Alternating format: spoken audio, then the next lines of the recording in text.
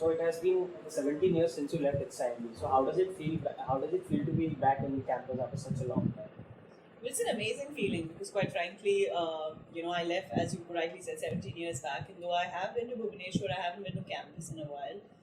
And whether it's the city or the campus, there's a lot of change, a lot of positive energy, which was always there, but you can see it at another level. So I'm loving it. Thank you. Thank you for having me back. And you have a global experience, and now that you're in consulting, you have dealt with many Indian, US, and European markets. So, how do you perceive Indian market to be different from European and US market? So, you know what? So, before I went off to look after Europe, I used to look after the Indian operations, and I used to do hardcore sales at that point in time.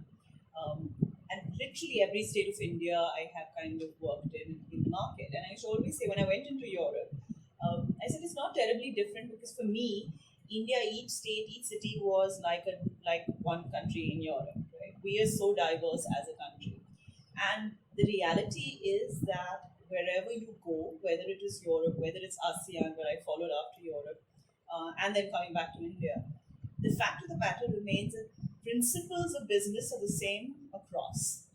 The principles carry. That's why they're called principles, right? But the way that execution happens, cultural nuances, that is what changes. But then there are certain things which are universal truths. So there are certain principles of business, there are certain universal truths, and there is a cultural nuance that you take care of when you are dealing with people. More and more, as the world is getting more and more interconnected, as more and more of us from India are working outside. You have a lot of international companies working in India. You actually find that there's a lot more blending and understanding actually happening. So the differences literally becomes at a one-to-one level, and the basic overall cultural nuances. So that's about it, really. And now, could you please tell us how challenging it was to start your career with Tata Administrative Services, then move to automobile, and now you are working as a consultant mentor? It was not challenging at all because it's a plan, and so there are two ways of looking at it. It's there always will be extremes of highs and lows in anything that you do, right? Any career that you're planning, anything that you're doing in life, whether it's personal or professional, you have these peaks and troughs, and therefore there are challenges, and then there are the joys, right? The fact of the matter remains that I have a very simple refrain that I've always followed. It's something that I read when I was young. All of us would have read it because it is in the Alice in Wonderland, which is that if you don't know where you're going, any road will take you there. And the big difference was I always knew where I was going. So whether it was a decision to be a TAS, to join the Tata Administrative Services, it was taken when I was 9 years old. So I worked towards it.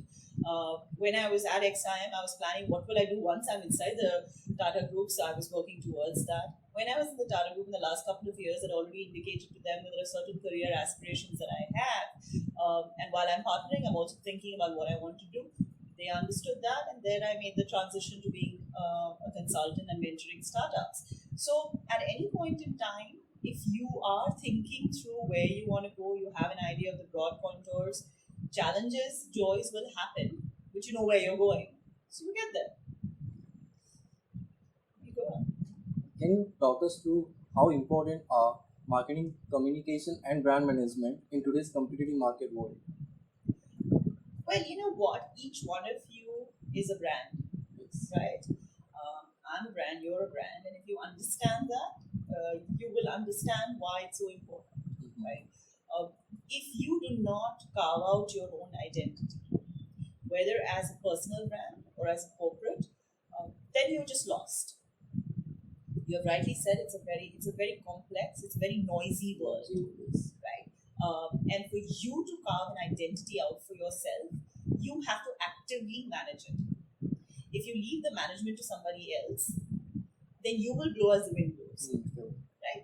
So therefore, you need to define your brand principles, your brand values, as an organization, as a product, as an individual. And the most important test is when those principles or those values are tested.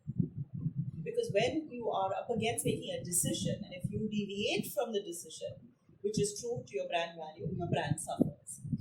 And that is the biggest challenge that I see. So most people start by saying, this is what I stand for. And the first change or problem or opportunity comes and you change that, you stop following that path, guess what happens? You're nothing. Yeah. Right?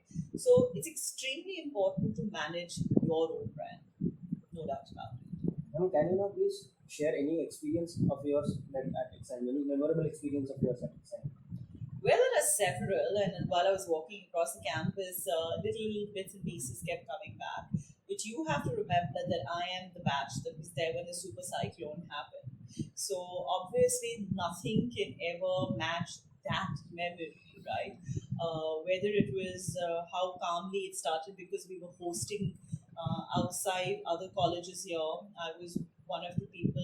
It was my first year, so I was one of those people who was managing a group. I wanted to put the best face of my college, and then suddenly all these things are happening around you, and you're trying to manage it.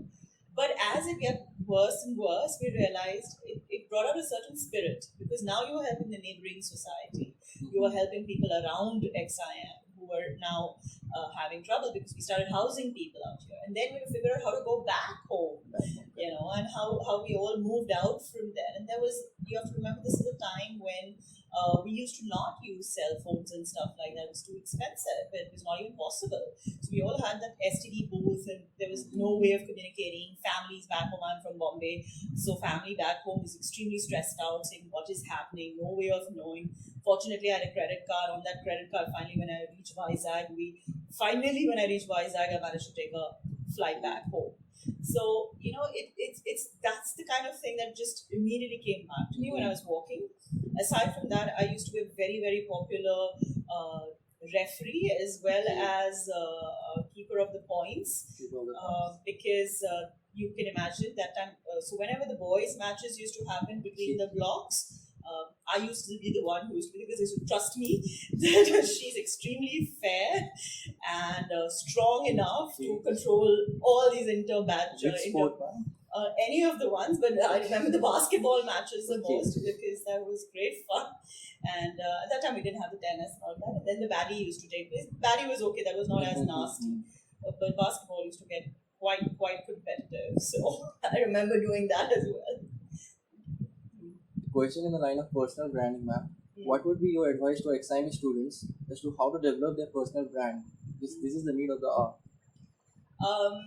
Any brand has to be extremely authentic. Okay. So anything that you're trying to do which is not real, you will get caught out immediately, right?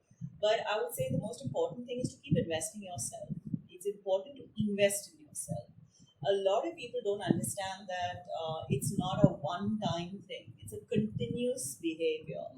So, when somebody says, oh, I have a lot of integrity, and then everyone's watching you. One small thing and you're off, right? You say that I'm very well read and then don't read or not able to talk about different topics, then you get caught out. So extremely important to define what you are, play to your strengths. But overall, I would say very, very important is that the days of all this job security and all of that are done, right? You have to keep investing in yourself. You cannot, there is nothing like I'm set for life. So you need to keep innovating. There's no one hit wonder. So it's not about just doing well once and then I'm set for life.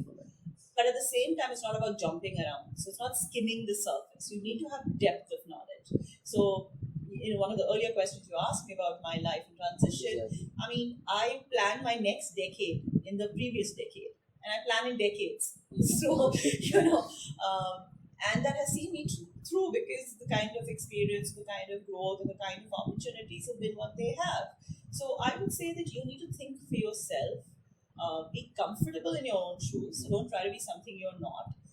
But at the same time, invest in yourself, build a personality and an image in your mind that you want to live up to, and then work towards it. Thank you so much, Thank ma'am. you so much for your time. My pleasure.